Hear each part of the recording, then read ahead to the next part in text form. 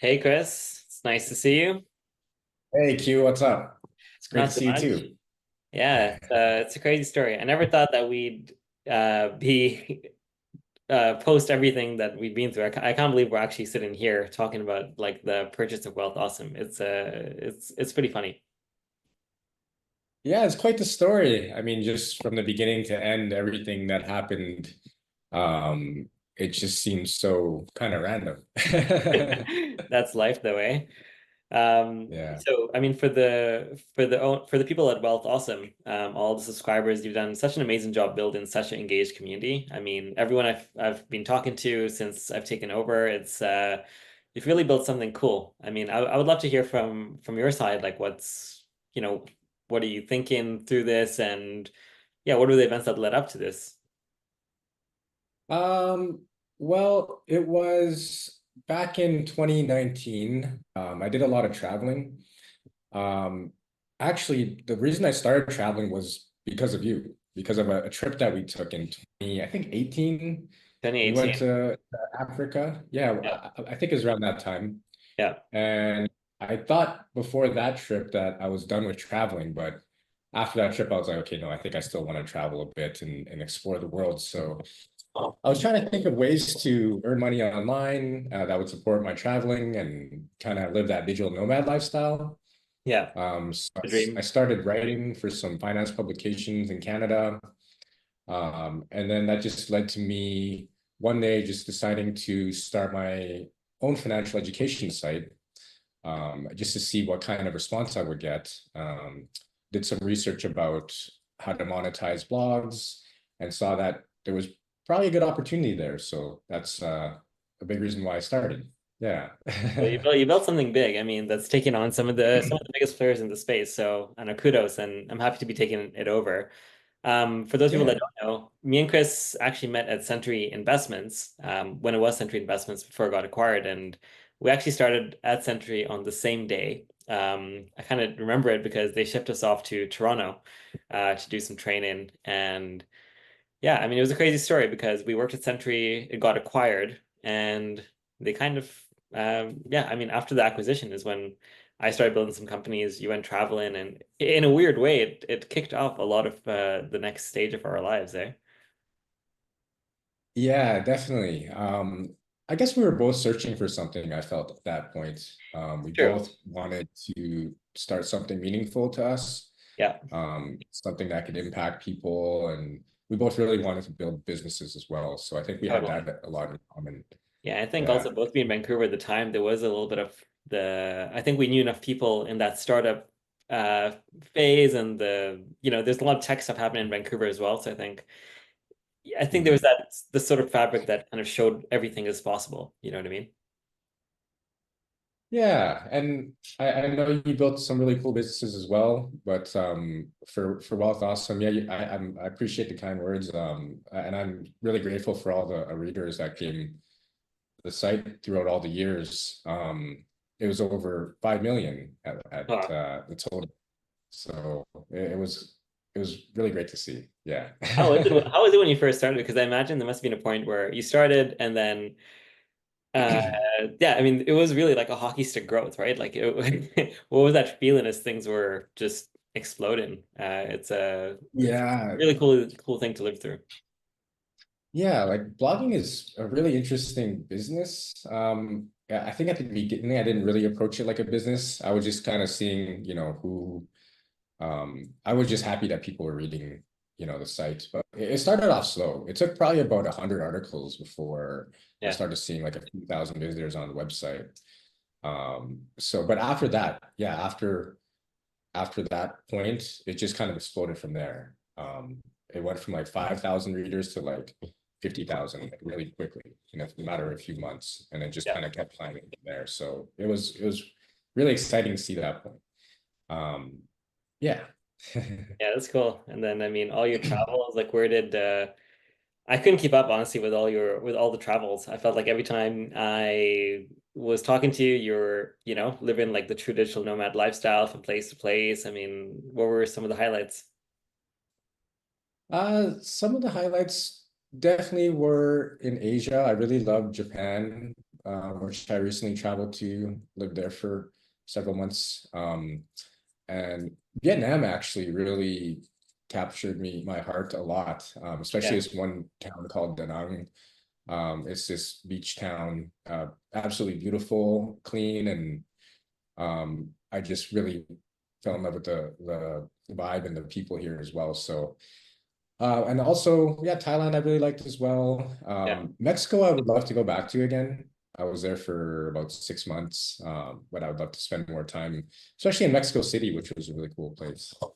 Nice. Yeah, Mexico I've always wanted to go, but yeah, I went to Thailand, Japan, but Vietnam definitely on the list, and I think Da Nang 100% is going to be on that list at some point in the future. So Yeah, man. yeah, I mean, is there anything that you want like the existing readers from Wealth Awesome to know about you before maybe we get into like what the future could look like here? About, you mean Just about the yeah, like just reader? about like yeah, what you're up to next and kind of where yeah, what the next phase of things looks like for you. Oh yeah, so the next phase for me, I launched a financial planning company called Blueprint Financial. It's focused for, again, Canadians. I partnered with some great people and really excited to be doing these custom financial plans for Canadians. Also be doing mostly another YouTube channel as well related to topics like retirement, saving, and also small business planning as well. Nice. Nice. That's a good extension. Well, hopefully there's like some opportunities to collaborate as well, like as we go through, the next phase of growth for everything. I mean, on the Wealth Awesome side, I mean, for those that don't know, my name's Qayyum or Q, and so I started up a few different startups, most of them in the fintech space. And for me, I like building websites, I like building apps, but actually my first love on the tech side is data. So, I polled the newsletter readers a couple weeks ago, and people wanted even more stuff about stocks and ETFs and, sort of that kind of stuff. And so we'll be bringing a lot of like more stock and ETF data and those sort of guides, into the app or into the platform. And so, yeah, I look forward to sort of seeing where the readers want to go because I feel like there's a lot of places to grow from here. Yeah, I took a look at the site. I saw you just redesigned it. It looks amazing. Thanks. Still Really some like the bugs new to fix, design. Yeah. but yeah, a step in the right in the next direction, I think. Yeah, yeah. What are you most excited about for Wealth Yeah, I Awesome? mean, I really like the idea of community. I spent a lot of time building sort of like products from scratch, and it can take a while to get things going.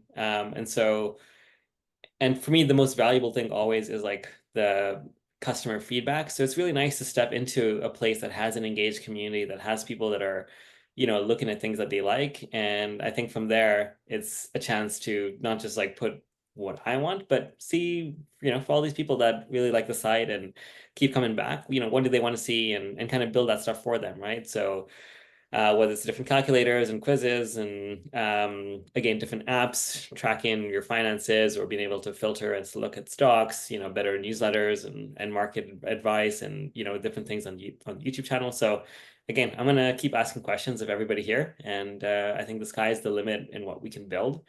But I think most importantly is I really value that we're sort of an independent, like Canadian financial publication because if you look at the ecosystem today, there's basically a lot of things owned by sort of a lot of the bigger players.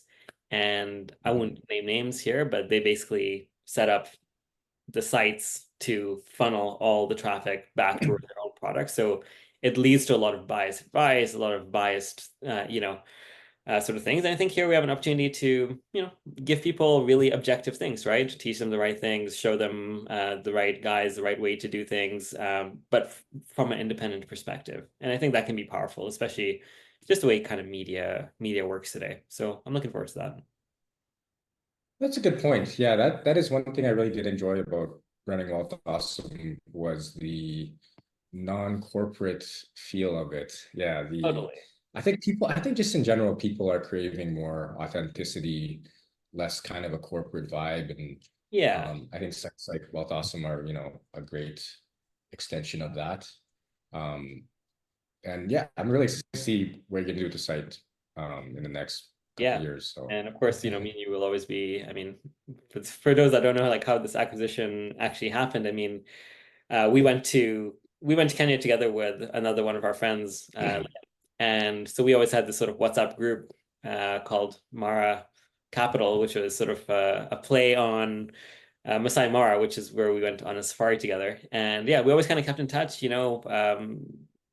Chris went and traveled, and I moved across the country, and Liam moved as well. And yeah, we just kind of kept track of each other's lives. And as I started building sites and started to buy a few more sites, one day we were just chatting, and Chris mentioned WealthAwesome and that he was looking to sell it. And it literally just happened like within like a week, I think, or like 2 weeks, So yeah, I think about that a lot. It's like if I didn't mention that one message in that chat, I probably would still have Wealth Awesome and be running it still today.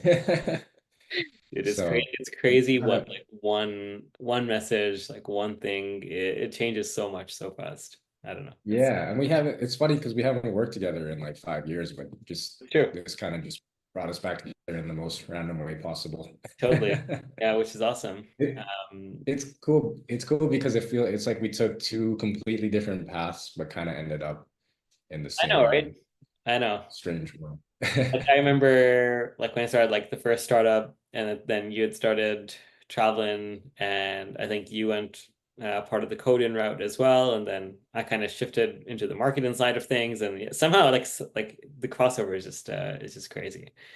Um, as a tell me a little bit more about the like the customized financial plans, because I think that's a really important thing for people, because again, I feel like the way things are geared today, it's like, hey, here's some minimal tool on our bank site or ETF site. So fill in a couple things, and here is the ETF or whatever for you to buy from us. Like it again is just another product push at the end of the day. But I think there's Mhm. a lot of value in people being able to get the right information and to understand, yeah, the broader side of financial planning, right? Sure, yeah. So I was drawn into it because I really do believe in fee for service financial planning, True. where it's not based on a percentage of your assets. It's just like a one-time fee. It's upfront, it's transparent, which I feel the finance industry is kind of really lacking these days is transparency. Mm, There's all these hidden fees and um, really simplified the model to just, okay, this is what you'll pay, and then you'll receive this service. And basically, what we do is we'll look at individuals and also couples and also small business as well, and try to optimize for things like investments and taxes.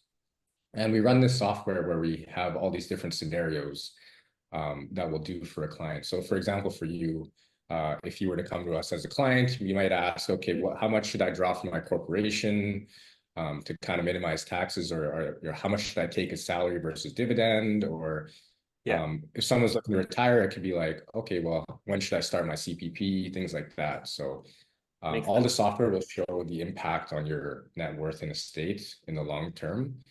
And um, I think we aim for like a 10x on ROI at least. So for the fee that you pay, we try to return 10 times that value is Nice. what we essentially try to do. Yeah. That's So a that's a good value prop. So yeah, thanks. It's been really fun. Like I tried a lot of jobs in finance in the past, and I think financial advising was my favorite one actually because of that more intimate one-on-one it's true. connection with people. So when I was approached by my partners to partner with them, they, you know, it really, it really piqued my interest. And the more I learned about it, the more I wanted to continue with it. So yeah, Yeah. here I am. I've gotten some great feedback from clients, and I think it's really what I am passionate about and believe Yeah, and I think that's great. And I think you're going to do really well at it. And I also think in. because you also are coming at things from such a modern point of view, uh, it's like the next generation of financial advisors, right? Which is kind of what we need, because I think we both grew up and we sold to all of not we sold to all the the previous generation of financial advisors and that kind of stuff. And of course, there's many good ones and many whatever ones. But yeah, I think there's a new way of doing things. Do you know what I mean? So Yeah, exactly. new Yeah, sets of tools, new everything. yeah, exactly. I think it's a nice, fresh approach. Again, kind of like Wealth Awesome. It's like a more like an independent branch rather than going to just a big branch on the corner. Um, it's a much more, I wouldn't say more authentic, but like I feel like it's a more intimate kind of Yeah, relationship that I feel to provide. Yeah. absolutely. Absolutely. Is there is there something when you were building Wealth Awesome or writing or researching that you just Mhm.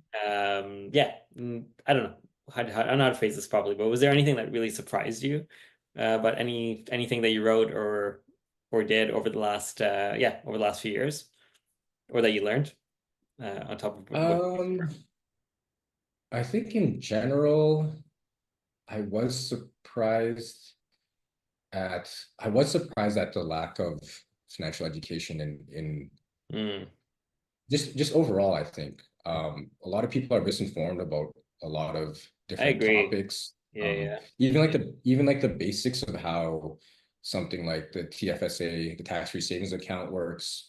I would say a lot of people don't really know I how it agree. actually works. Yeah. Um, so it's really it was learning how to because I guess like people in our industry, we mostly just talk to other finance people, right? So Totally. And so like they're more a sophisticated. million acronyms that we get comfortable with that Yeah, almost seem like the way to talk about things. But I know what you mean. Like as I talk to my yeah, family or friends or stuff like that, you quickly realize it's like, in fact, people get hijacked like quite often, right? Which makes yeah, sense as well. Like you said, it's not set up for success.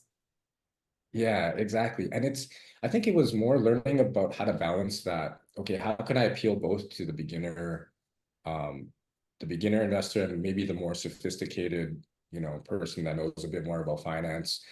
Um, so it was kind of walking that line about how I wanted Yeah. to approach that. I think it's an important point. I mean, it's something that I hope to emulate, but also I feel like I don't know, it'd be really nice to be able to take somebody like on the journey, or I don't know what we could do Mhm. with the website, but yeah, with so many different things, like it'd be nice to find a way to find where people are at and help them get to like the next level. Do you know what I mean? Yeah, Because yeah, I feel like once people are empowered, then yeah, a lot of cool stuff can happen. So for me, the one yeah, thing I came across recently was like I love the whole fat fire and lean fire like movement. Like financial independence, mm, retire early. But I never knew about barista fire, which is like sort of the middle ground. It's like not super lean, okay, but not like, tens of millions. It's sort of like, hey, I'm going to retire and not work as hard. But right. Like is it like usually? Sorry, what's it called? I it's missed called that. like barista fire. So instead of like having like Barista a super fire. lean, like financial independent, like retire early and living on like, $10 of ramen noodles every day, it's not that, but it's also not like I have $15 million and I'm retiring. It's like it's sort of giving you the calculations for, how to sort of have like a normal middle ground of that. Because I think the lean and fat fire movements are like two different extremes. But that's what I'm trying to do for myself now as well. I would love to Oh, nice, man. Yeah, that sounds retire. interesting. I'll definitely look that up. You should write an article about I know. it. Coming up next. That's awesome. Very cool. So yeah, I guess it's been a few months now since you had Wealth Awesome. Anything that you've learned or were surprised about as well Yeah, I yet, mean, or it's kind of interesting. Like as we started like publishing like the stock profiles and ETF profiles and this kind of stuff, and linking them up so we can give more context. I don't know. One thing that always surprises me that I think maybe speaks to the financial markets in general is like when you look at the number of ETFs, it's actually crazy. It's like there's like thousands and thousands of ETFs, but there's like not even, I think it's like, I don't quote me on the exact numbers, but it seems like there's almost close to the same amount of ETFs as there are like stocks, like in the market sometimes. And I think the actual difference is actually in not that Canada, you big. mean? Yeah, in Canada. And I think in the US as well, like the difference between like the major stock exchanges, like how many stocks are on there and how many ETFs are there, Yeah, yeah, it's actually almost similar, which just shows you that's pretty cool. that, it's everybody is fighting to get a share of your wallet and they're gonna do kind of like whatever they can to get that. So I don't know. I think just helping, I think that's what makes things overwhelming is can you imagine you have whatever, like hundreds of ETF providers all giving different information. There's this best. Like, how are you supposed to make a decision, right? So I think the more and more we can help people be like, hey, here are the best things, but not just because, yeah, because we're not the provider, right? But objectively, here are the ones that you should look at. So I think that's like even just pulling up like, the cash ETFs where you can earn interest. It's so funny because you pull up like 8 different ones, all doing the same thing. And you can tell that, this one's good, this one's bad, and this one seems to be charging a crap load of fees for like nothing. You know what I mean? So just being aware can help Yeah, yeah, a lot. yeah. Huh, that's a good point. I never thought about it like that. There is a lot of choice for ETFs. Yeah, Yeah, it could get pretty confusing. totally. Actually, I was working before on Wealth Awesome about an ETF course, That's true. but I didn't end up finishing or launching it. That might be a good something in Absolutely. the Because actually back of your mind there. you kind of finished most of it. So it looks pretty good. Maybe I'll jump in for a couple chapters and we can release that. Actually, that's a good idea. Yeah, yeah, yeah. I think, yeah, you're right. There's a lot of demand for that for sure. A lot Yeah. of DIY investing, DIY investing. I mean, um, no, that's cool. Where would you want to see the site? Like if you had it for I don't know, like 5, 10 years, like where would you have wanted it to go in your dream scenario? I, to be honest, I wasn't too sure by the end what I wanted to do Yeah. with it. Um, and I mean, it was at that point where it was like, okay, can it actually take that next leap to, almost like a bigger media kind of Canadian media kind of corporation. But I don't know why it didn't really appeal to me that much. Um, it would have involved basically setting up like a corporate structure with like, several divisions. It just, I don't know, it's something about it. Yeah. That didn't really appeal to me. I was interested in the ETF course. I think there was value in that. Maybe some kind of subscription service like membership. Um, like I don't know, like they're like Substack, for example, Yeah. or um, maybe I know a lot of people are interested in investing, so I think that's a very good opportunity for Wealth Awesome, providing like portfolios and stuff. I think there's a Sure. lot of demand for that. Um, yeah, yeah. So I could see tying one or two different things to Wealth Awesome that could be very successful and kind of impact a lot of people.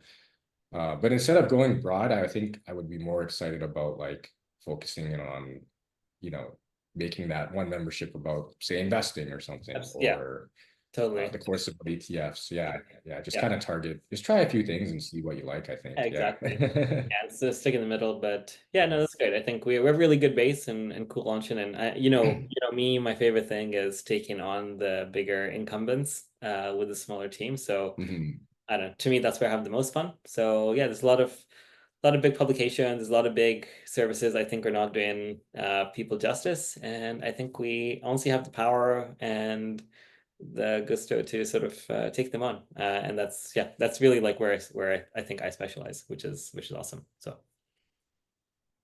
Yeah, yeah. And I guess what did you learn from, I guess, building your other businesses that you think will help? yeah, I mean, like almost too much, right? Because I ended up building bunch of SaaS like subscription-based services. Ended up building some, finance style tech, and some was in sustainability space, and others were sort of more, data oriented. But for me, like everything kind of came back to marketing and community. And so I think what I really learned is that it's one thing to build something, but a lot of people build stuff and then expect people to come to it, but then they don't do the work to create that community and engagement and that whole marketing funnel up front. Whereas and that also gives you all the feedback to actually create something useful. And that's why there's such a big graveyard of dead projects. So I started to think about, okay, like how do we build, community and engage that community and build the market insight around that and,